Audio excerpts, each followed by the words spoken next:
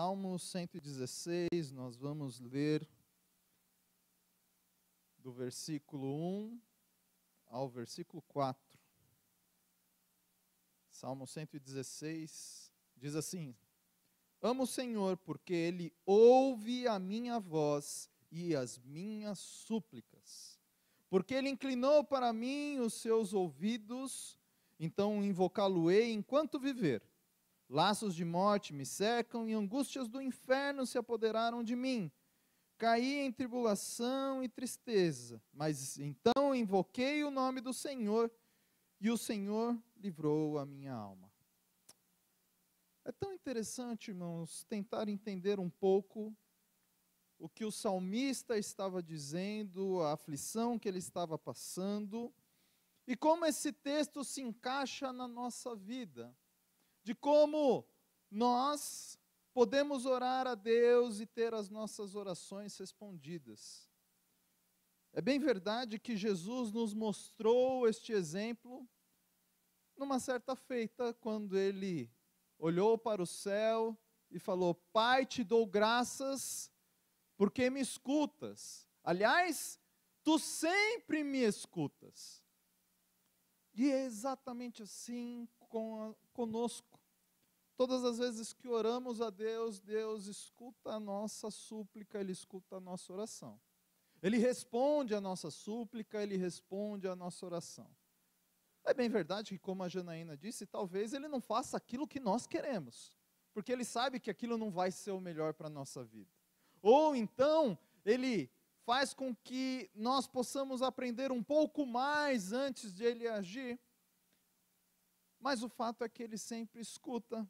E aqui o texto começa dizendo exatamente isso: eu amo o Senhor porque Ele me ouve. Desde que eu voltei para essa igreja, meus irmãos, eu tenho orado todos os dias de forma insistente, persistente a Deus, como a Janaína falou, estou até enchendo o saco de Deus, em 3 áreas específicas: que eu possa ser um bom pai para o meu filho. Todos os dias eu oro a Deus por isso. Que eu possa ser um bom marido para minha esposa. Eu estou tentando, tá? E que eu possa ser um bom pastor na igreja. Mas o que é ser um bom pastor? É talvez estudar e pregar conforme a palavra de Deus exige, sem trazer as minhas convicções e me deter apenas no que o texto diz e no que aquilo representa? Fazer uma boa exegese de um texto? Ser um bom pastor é, talvez, em alguma concepção, ser mais do que um bom pregador da palavra. Obrigado, meu querido. É ser alguém que cuida bem das suas ovelhas, que dá a sua vida em amor às ovelhas. Eu acredito que é muito mais do que a junção dessas duas coisas. Para algumas pessoas eu já expliquei o medo que eu tenho de estar aqui. Sim, você não entendeu errado, eu tenho medo. Eu tenho temor, eu tenho pavor. Porque a responsabilidade é muito grande. Quer entender? Se um advogado errar, ele pode condenar um inocente, como pode livrar um assassino. Se um médico errar, ele pode deixar marcas, cicatrizes profundas na sua vida, ou até mesmo trazer uma morte física.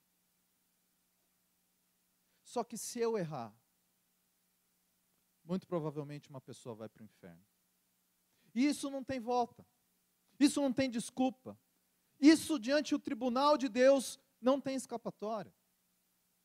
Não tem como a gente dar um jeitinho, como fazer uma plástica e talvez remover essa cicatriz, tomar um remedinho, procurar um outro advogado, rever a ação, rever a condenação. Não. Por isso que eu quero trazer para vocês hoje que o cuidado de Deus para as nossas vidas faz com que vivamos para Deus, vivamos em Deus e vivamos com Deus. Deixa eu te fazer uma pergunta. O que você precisa hoje? Pense. Pense com carinho. Porque talvez essa tenha sido a sua oração durante a semana. Essa tem sido a sua oração durante o mês, durante o ano. Mas eu quero hoje que você ore diferente, talvez, ao final desse culto. Deixando todas essas suas preocupações, tribulações, pensamentos de lado. E você pense que você precisa mais do que tudo de Deus. E é tão interessante, irmãos, que nessa minha vida pastoral, nesses últimos tempos, principalmente depois que eu voltei dos Estados Unidos, do México, Deus me fez passar por experiências fortes, mas extremamente gostosas. Essa minha cirurgia, essa doença, foi algo assim também. Foi muito gostoso, foi muito bom. Pastor, você é masoquista, gosta de sofrer? Não. Mas deixa eu falar um negocinho para vocês. Toda vez que eu pego a Bíblia, pego os livros para estudar, para fazer a mensagem de domingo, para fazer a mensagem de durante a semana, eu não sei se o pastor tem essa experiência, mas algumas vezes, na maioria das vezes, na verdade, dependendo do que eu vou falar, eu penso exatamente em cada um de vocês individualmente.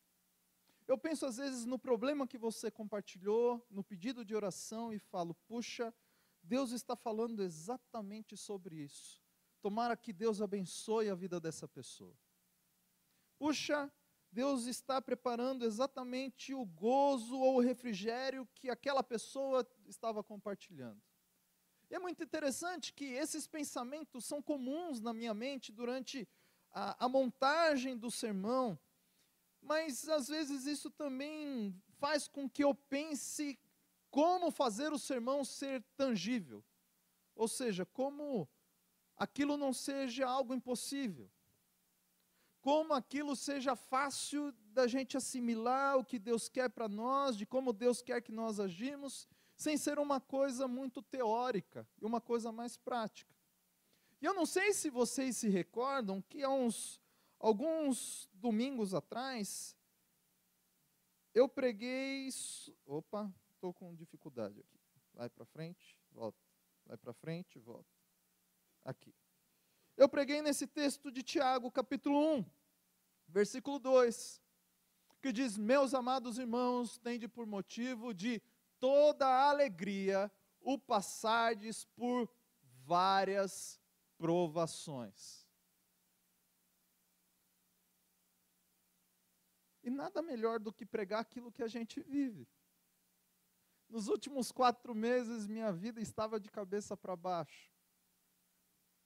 Estava com problema no trabalho, estava com problema com o carro, o som que deu algumas complicações aí na reta final. Aliás, irmãos, só para informar os irmãos, graças a Deus, está tudo instalado, faltam alguns detalhes. O som que vocês ouviram hoje ainda não é do som novo, tá? Nós ainda estamos usando o antigo, provavelmente domingo que vem já vai ter outra qualidade o som, vai ter... Peço paciência ainda, que a gente ainda vai aprender, vai se ajustar, mas louvado seja Deus por esse empenho dos irmãos. Mas demorou um pouquinho mais do que a gente previa. Primeiro, porque o banco não liberava o dinheiro. Nós fizemos a solicitação e o banco, não, amanhã vai entrar na conta. Amanhã vai entrar na conta. Amanhã, e foi um mês assim.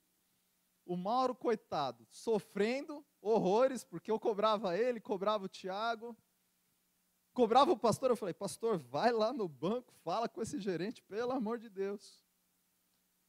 Tinha os meninos do louvor me cobrando, e aí, pastor, vai ou não vai? Quando que vai sair? Quando que vai chegar? Tinha a loja me cobrando, olha, já chegou, você falou que ia pagar.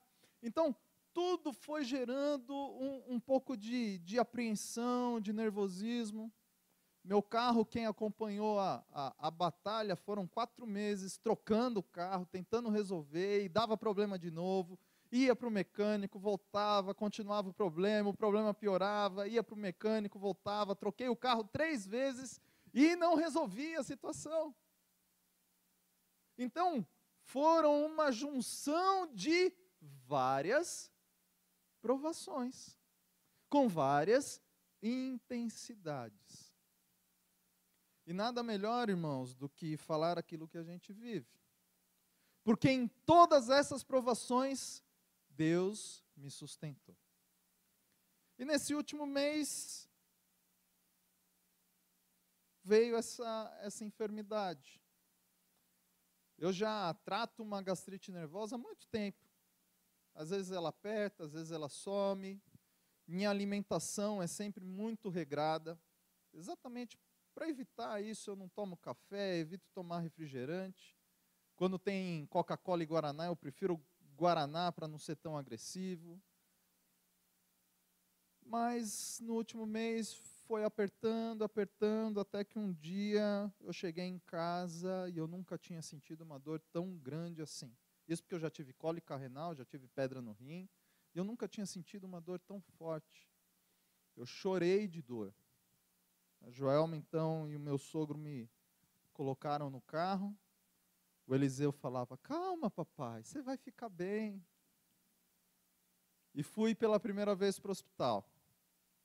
Lá no hospital constataram, então, que eu estava com diverticulite e pólipos no intestino.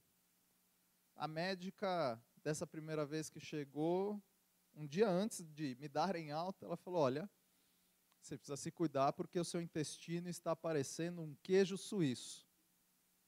Eu falei, como assim? Ela falou, a sua infecção é resultado dessa perfuração já.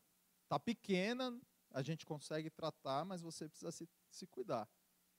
E no dia seguinte ainda estava com muitas dores, e estava à base de Tramal, na verdade fazendo uma mescla de medicamentos, mas o médico achou por bem me dar alta, visto que estava com uma infecção, uma bactéria estava rondando o hospital. Ele falou, olha, como você está tendo alguma melhora já, eu vou te mandar para casa, você procura o seu médico, continua o tratamento, qualquer coisa você volta. Nós saímos do hospital e no mesmo dia eu já fiquei ruim de novo. Apresentei vômito, apresentei diarreia, mas falei, foi o balanço do carro, né? Eu estava comendo sopinha, de repente eu comi um arroz, uma coisa com mais substância, um frango, vou segurar. E permaneci aí mais uma semana trabalhando, me esforçando, e a dor apertou de novo, e os vômitos voltaram forte, e voltamos para o hospital. Chegando no hospital, volta toda aquela bateria de exames, vê se eu não peguei a tal da bactéria que estava solta no hospital, e nada da minha dor passar. Irmãos, era angustiante, você tomar remédio para dor e a dor não passar. Quem foi me visitar antes da cirurgia, viu que eu ficava lá, mas você está bem? Tô com dor, mas estou bem. E tomava remédio, e nada. Até que na segunda-feira eu fiz a cirurgia, e gloriosamente o cuidado de Deus foi tão grande, que eu voltei da cirurgia 1h30 depois, sem dor nenhuma. E no final da noite eu até falei para a médica, passou, eu falei, eu não tenho dor, acho que eu não preciso mais de remédio para dor. Ela falou, olha, está prescrito, qualquer coisa você pede.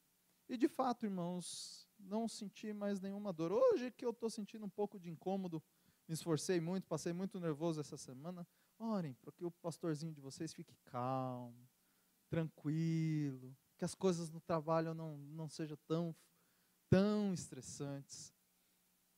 Mas, nesse meio tempo, Deus foi falando tanto ao meu coração, porque, para mim, irmãos, mais do que viver aquilo que eu tenho pregado, é poder ver Deus manifestando a glória dele através da minha vida.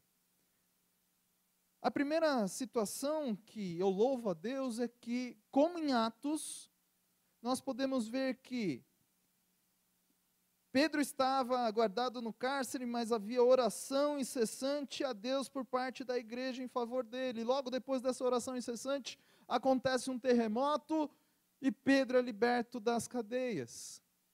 Irmãos, eu louvo a Deus, porque se eu sei que uma coisa serviu essa minha enfermidade, foi para vocês se unirem em oração. Por favor, orem mais, que assim eu não fico mais doente, não preciso passar por isso. Mas brincadeiras à parte, é muito bom ver o povo de Deus unido em oração. A nossa experiência, mais do que ser uma enfermidade, mais do que se juntar por algum motivo, eu louvo a Deus porque nossa igreja tem sido assim nesses últimos tempos. Nós temos tido uma boa frequência nos cultos de oração, louvado seja Deus por isso. Nós temos nos engajado mais no ministério das mulheres, louvado seja Deus por isso.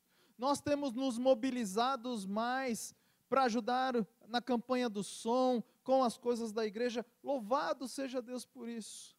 Então, se tem uma coisa que eu tenho visto Deus trabalhar, é na união dessa igreja, é na comunhão dessa igreja. E se Deus quiser, hoje é a última ceia do ano, é um momento muito especial. Mas não só a última ceia do ano, nós estamos no último mês do ano, e você provavelmente já está fazendo projetos para o ano que vem, talvez comprar uma casa, comprar um carro, Miguelzinho está chegando, e é bom fazer esses planos, mas talvez seja um momento de você também priorizar planos espirituais para a sua vida, de talvez estar mais presente nas atividades da igreja, ou de ler a Bíblia mais, de orar mais. E eu particularmente, eu quero fazer um desafio para vocês que eu estou fazendo para mim, de fazer um culto diário em casa com a minha família. Algumas coisas que eram muito boas, algumas coisas que são essência do Evangelho, que dão certo, nós perdemos o costume. Uma delas é de fazer esse culto diário. O culto que eu digo não é você levar uma banda para sua casa, não é você chamar a igreja inteira para ir orar e ter uma reflexão, não. É de, talvez na hora da janta, onde todos estão à mesa, lembrar de um versículo, recitar o versículo, ler um versículo, e todos orarem juntos, ainda que seja por um breve momento, 1 minuto, 5 minutos. Mas nós precisamos voltar a essa prática.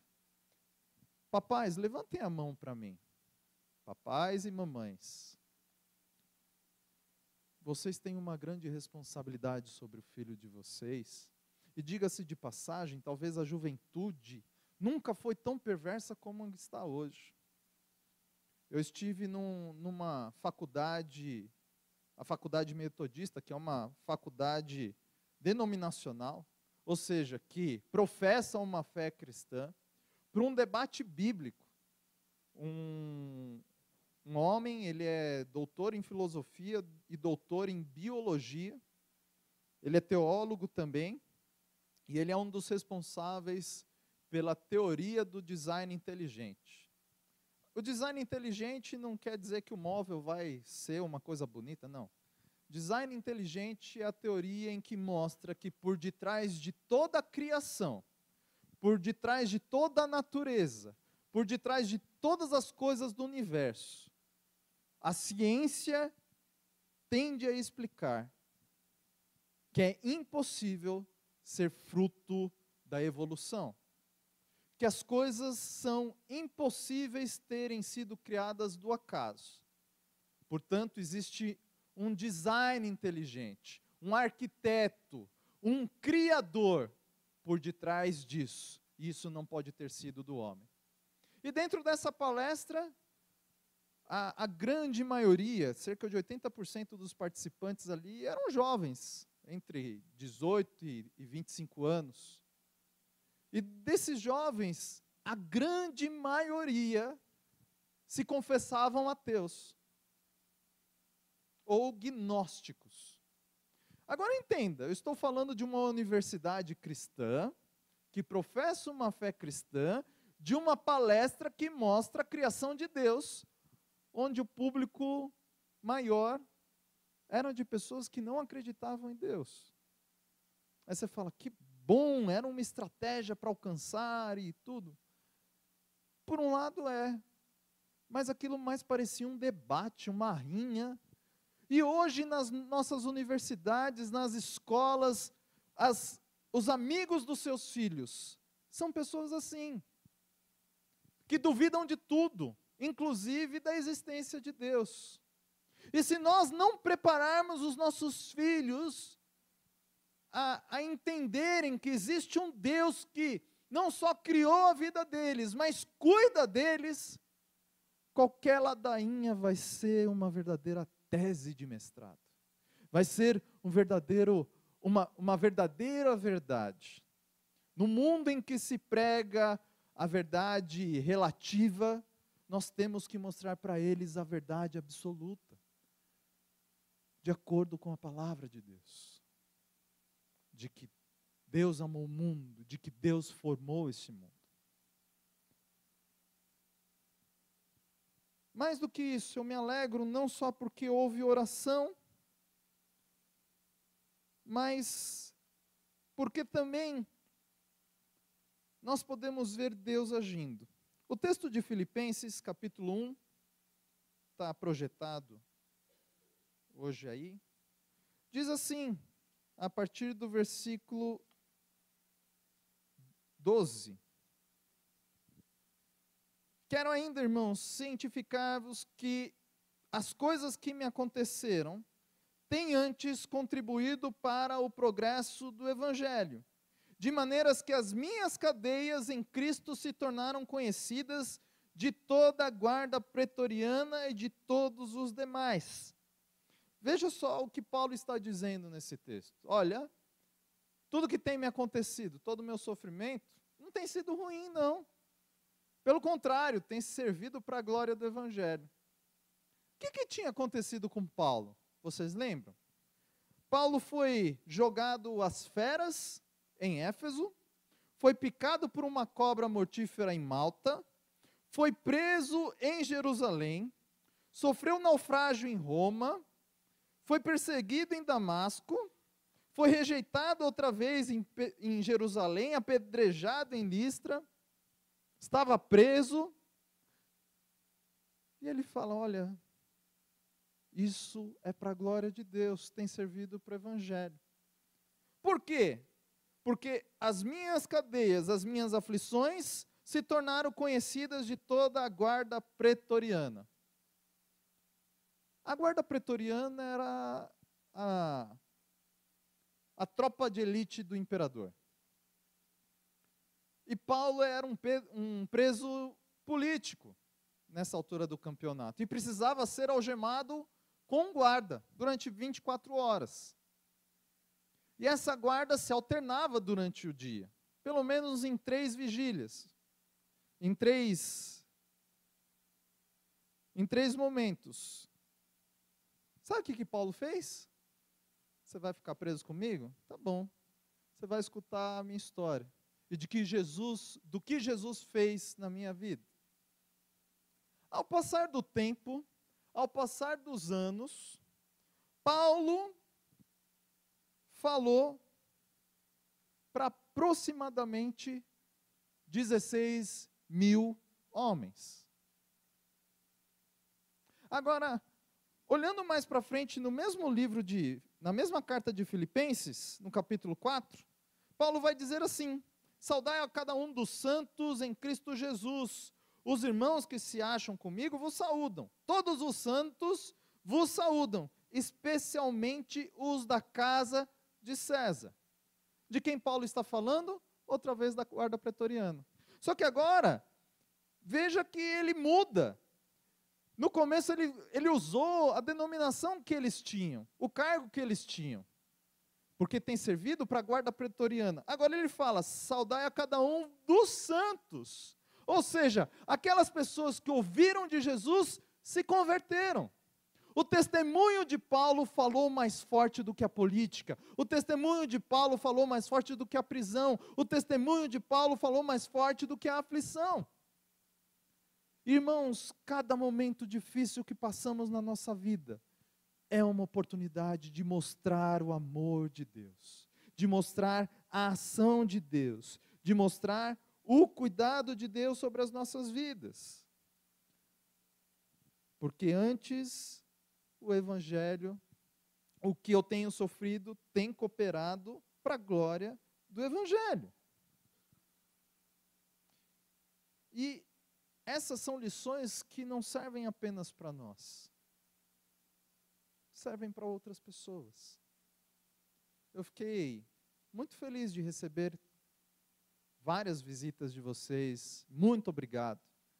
Mas eu fiquei realmente muito feliz com a visita de uma pessoa que não está mais na igreja, o Rafa, filho do irmão Isaías. Não pela visita em si, mas por aquilo que ele falou. Pastor, de tanta coisa que você está passando, você está bem, você está feliz. Como que pode isso? Eu falei, Rafa, se eu não acreditar que Deus tem me sustentado, eu não sirvo nem para viver. Mas você está com dor. Aliás, eu acho que eu falei isso para mais algumas pessoas, né? Eu falei, estou com dor. Mas em tudo eu posso ver o cuidado de Deus. Eu tenho um convênio médico, minha esposa está aqui cuidando, me ajudando a cuidar de mim. Obrigado. Melhor mulher do mundo. Eu tenho a possibilidade de ter medicamentos. Quantas pessoas estão na fila do SUS? Na fila, não estão nem no hospital, estão na fila. Quantas pessoas não têm condição nenhuma de comprar um medicamento? Quantas pessoas estão sozinhas na sarjeta, passando por dificuldades, por doenças, e não tem para quem pedir ajuda? E ele falou, pastor, se tem uma coisa que me impacta, sempre me impactou, foi o seu testemunho, de servir a Deus e de confiar nele. E se tem uma coisa que eu quero para a minha vida, é ter essa certeza, de sempre, de que Deus está cuidando de mim, e ficar tranquilo sobre isso. Irmãos, isso não é só para nós. As nossas provações não servem de lição apenas para nós. Porque, claro, tudo isso me rendeu muita lição. Primeiro que, estou com um corpinho esbelto, perdi 8 quilos, diminuí um furo do cinto, perdi meu pulso ambulante. Mas mostrou também que para algumas coisas eu tenho que puxar um pouco o freio de mão. Não me dedicar tanto a tantas coisas como estava me dedicando. Mas olhar ao redor e ver que isso serviu de exemplo para muitas pessoas, inclusive pessoas não crentes do meu trabalho. De olharem para mim e falarem, poxa, mas você já voltou? Você tinha que descansar mais? Como que você pode estar aqui assim tão bem? E você fala, olha, eu estou bem, eu tenho tomado medicamento, mas acima de tudo eu tenho a raiz de Jessé na minha vida. É a raiz mais forte, cura qualquer dor. Melhor que chazinho, melhor do que remedinho. Eu tenho o verdadeiro remédio, que não cura só o meu corpo, cura a minha alma. E um rapaz que é totalmente avoado, não entendeu o recado e pôde falar assim, me passa essa receita que eu quero. Eu falei, então, e eu pensei até que ele ia vir aqui hoje, que ele falou que ia vir. Eu falei, então você vai lá na igreja que você vai entender essa receita. Mas é isso que me alegra, irmãos.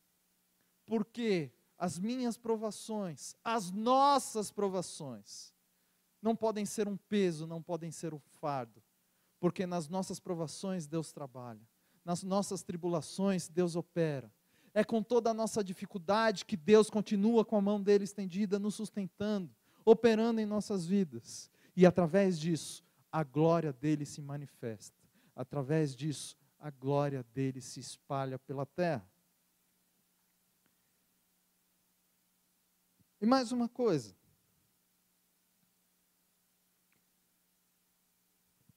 Eu acho que esse texto é muito forte. Mas Jó, em uma das traduções da Bíblia, fala isso. ainda que ele me mate, esperarei nele. Ainda que a nossa vida, as nossas circunstâncias sejam tão adversas, nós precisamos continuar com fé, sabendo que nós não estamos sozinhos.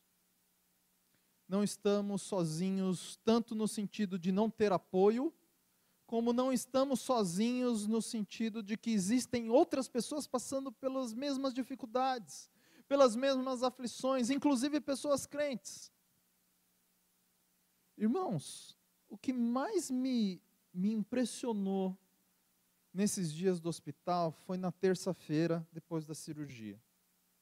Eu estava tão bem, mas tão bem fisicamente, que logo cedo, eram umas 5:30 da manhã, a Joelma já tinha ido embora para ir trabalhar. Eu comecei a andar no hospital.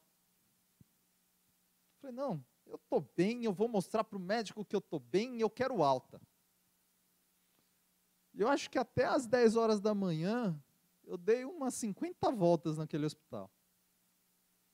Não sentia nenhum desconforto, não sentia nada. Mas, por outro lado, isso começou a ser angustiante para mim. Eu estou bem, eu quero alta, cadê esse médico que não aparece? Geralmente ele passava às 9 horas da manhã, eu estava feliz e contente, eu falei, ele vai passar, vai ver que eu estou bem, não estou mais com diarreia, eu já comecei a comer, ele vai me dar alta, cadê esse médico? Eu quero esse médico. Irmãos, eu nunca tinha sentido isso. Eu tive quase que uma crise de ansiedade ali. 10:10, 10:20, parecia que tinha passado 50 horas, nada. Deu 11 horas, 1 hora da tarde. Irmãos, eu comecei a ficar, eu suava. E eu queria ir embora. Não queria mais estar ali. A angústia se tornou tão mais forte do que a minha doença, que eu falava, Senhor, tem misericórdia de mim. Eu quero sair daqui. Eu quero ir embora daqui. E aquele foi o dia que eu mais orei, talvez, a Deus. Não orei tanto com a minha dor do que orei para sair daquele hospital. Mas nessa aflição eu pude tentar entender tudo que acontecia na igreja durante aquele período. Nós tivemos alguns funerais durante essa semana. Nós tivemos pedido de oração por pessoas enfermas durante essa semana. Tivemos pedido de oração por um acidente. Louvado seja Deus, cadê a Nete? Eu vi ela aqui, não vi não? Ah, está ali atrás, ó. Louvado, ela está de pé. Caiu, bateu a cabeça, foi para o hospital, está aí, ó. Nós temos passado por aflições, todos nós temos passado por aflição. Mas, irmãos, é tão bom ver que Deus age em mim e em você. É tão bom ver que Deus tem cuidado das nossas vidas. É tão bom ver que nós temos tido dificuldades, temos sim, todos nós. E é por isso que eu falo, nós não estamos sozinhos. Não estamos sozinhos porque Deus tem nos ajudado. E não estamos sozinhos porque outras pessoas têm passado por isso. Voltando para o texto inicial do Salmo 116, eu louvo a Deus, irmãos, porque nós temos orado. E Deus tem cuidado das nossas vidas. Eu louvo a Deus porque nós temos orado. E Deus tem respondido às nossas orações. Nós temos orado e Deus tem ouvido a nossa oração. Por isso, o desafio é continuar crendo, continuar lutando, continuar perseverando, tendo fé, para vivermos para Deus, para vivermos em Deus e para vivermos com Deus.